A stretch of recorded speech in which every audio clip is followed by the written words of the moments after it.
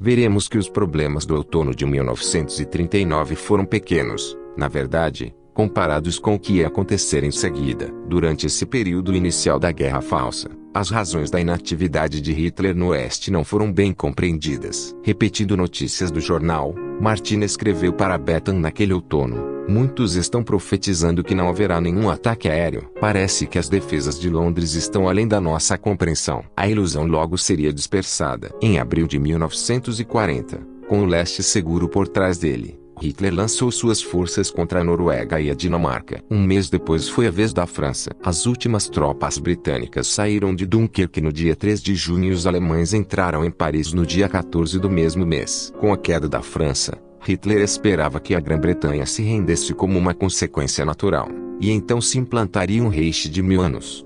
Mas a Grã-Bretanha, na qual a única divisão de tropas bem equipada era canadense, aguentou firme. A Batalha da Grã-Bretanha pelo controle do espaço aéreo sobre o sudeste da Inglaterra começou em agosto e, embora não vencida pelos alemães, esses ainda foram capazes de no dia 7 de setembro de 1940, começar a bombardear Londres dia e noite seriamente. Na mesma data, do outro lado do canal inglês, 40 divisões alemãs estavam prontas para invadir uma frente que se estenderia de Folkestone a Bognor, ação que adiaram no dia 17 de setembro. A época das meras práticas da ARP e dos falsos alarmes já parecia estar num distante passado. No dia 25 de setembro, quarta-feira, o Dr. Morgan escreveu em seu diário: fui ver a igreja depois que uma bomba incendiária atingiu a noite passada. Uma triste visão. Desde 1938 os dois colegas em Westminster alternavam-se todo mês nos cultos que eles assumiam, um deles se encarregando do culto da manhã por 4 ou 5 semanas, e o outro segundo culto. Em outubro de 1940 foi a vez de Martin Lloyd Jones encarregar-se do culto matutino. Mas alguns,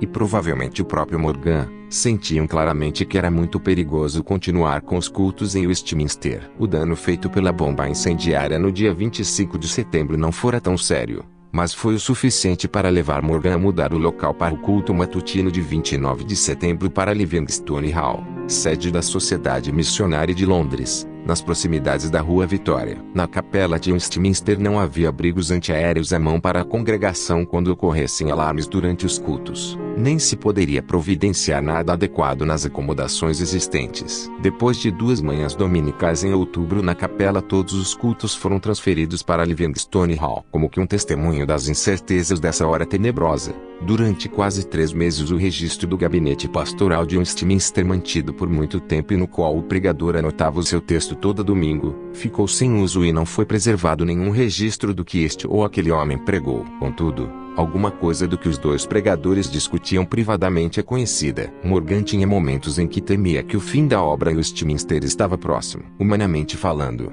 essa era uma real possibilidade. Com a velha congregação espalhada e com a preservação do edifício em séria dúvida. Durante 57 noites sucessivas, 200 bombardeiros alemães, em média, sobrevoaram Londres todas as noites.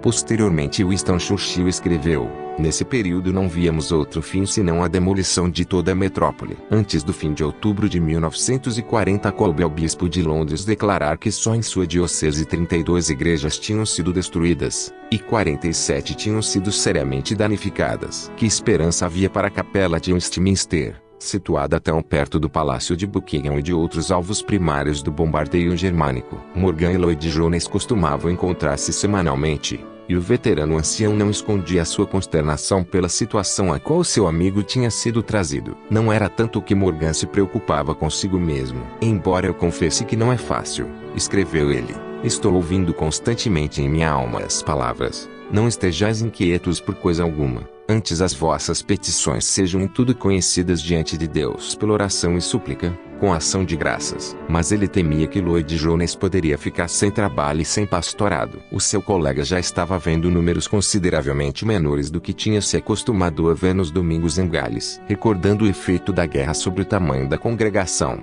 Martin Lloyd Jones diria tempos depois: quase imediatamente a nossa congregação foi reduzida a cerca de 300 pessoas, pois muitos que podiam sair de Londres saíram. Finalmente só restaram de 100 a 200 da grande congregação de Campbell Morgan. Todo em outubro de 1940 o Dr. Morgan deixou temporariamente trabalho com seu colega, cancelando seus próprios cultos da tarde. Ele não queria que houvesse nenhum questionamento quanto à saída do seu amigo, contanto que houvesse alguma congregação para seu serviço. Ninguém poderia ter sido mais magnânimo. O Dr. Morgan, Lloyd Jones diria posteriormente, era um homem muito bondoso e muito generoso. Nas reuniões dos diáconos realizadas em outubro de 1940, algo da tensão que havia por trás dos cenários foi revelado. Numa reunião, em 13 de outubro, houve algum comentário sobre a prática diferente dos dois ministros com relação aos ataques aéreos. Os registros dizem: notou-se que, no presente, o Dr. Morgan encerra o culto de imediato se soa o alarme,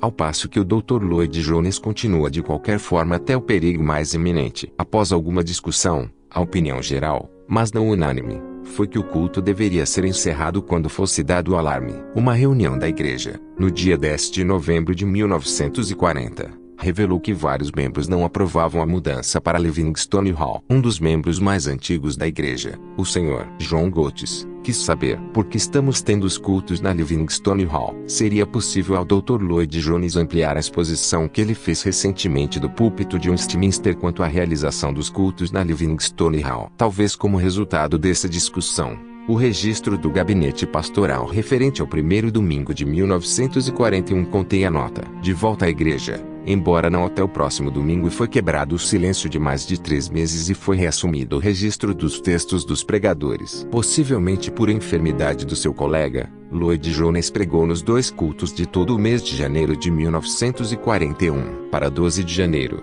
para um culto, como consta no registro do gabinete pastoral. O texto foi Abacuque, capítulo 3, versos 17 e 18. Porquanto, ainda que a figueira não floresça, nem haja fruto na vide, o produto da oliveira minta, e os campos não produzam mantimento, as ovelhas da malhada sejam arrebatadas, e nos currais não haja vacas. Todavia eu me alegrarei no Senhor, exultarei no Deus da minha salvação.